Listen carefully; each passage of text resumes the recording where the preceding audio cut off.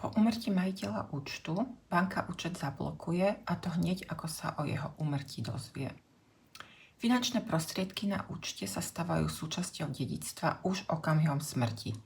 V praxi sa však stáva, že niektorý z dedičov ešte pred zablokovaním účtu peniaze vyberie alebo ich prevedie na svoj účet. Keďže dispozičné právo takéhoto dediča ako disponenta zaniká smrťou majiteľa účtu, je potrebné vedieť, že takýto výber možno považovať za výber bez právneho dôvodu.